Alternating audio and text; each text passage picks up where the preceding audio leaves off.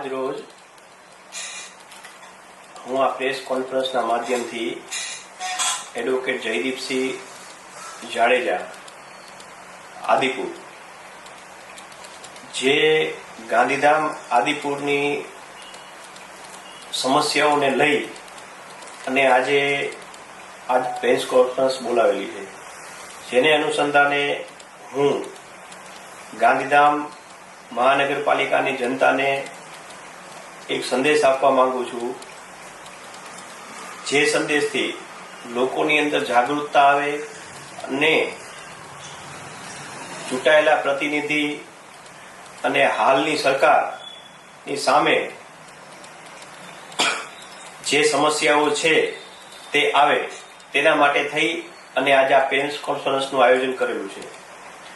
હું ગાંધીધામ અને આદિપુરની જનતાને જણાવવા માંગુ છું કે જે રીતે ગાંધીધામ મહાનગરપાલિકા વિસ્તારની અંદર પાણી ભરાયેલા છે અને આ પાણીનો નિકાલ ન થવા પાછળનું મુખ્ય કારણ જે તે વિસ્તારના બિનઅધિકૃત બાંધકામ કરી અને પાણીનો જે જગ્યાએથી નિકાલ છે તે સદંતર અટકાવી દીધેલો છે.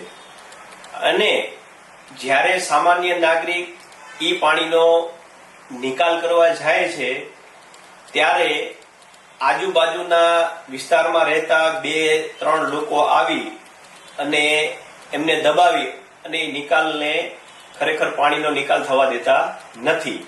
એ ન થવા દેવાનું કારણ શું? તો ન થવા દેવાનું કારણ કે જે બિનઅધિકૃત બાંધકામ કરેલું છે તેને નુકસાન થતું હોય તેના માટે થઈ અને આ વસ્તુ ઉદ્ભવે છે.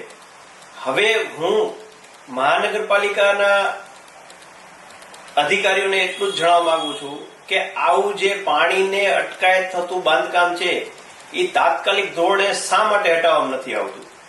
આપ સમક્ષ આ સમસ્યા લોકો લઈને આવે છે તો આપ પોલીસ પ્રોટેક્શન સાથે કાયદાની અંદર પોલીસ પ્રોટેક્શન સાથે લઈ જઈ અને એ બાંધકામ તોડી નાખવામાં આવે અને જો કોઈ અટકાવે આવે તો એના વિરુદ્ધ કાયદાકીય પગલા લેવા જોઈએ. શા માટે નથી લેતા?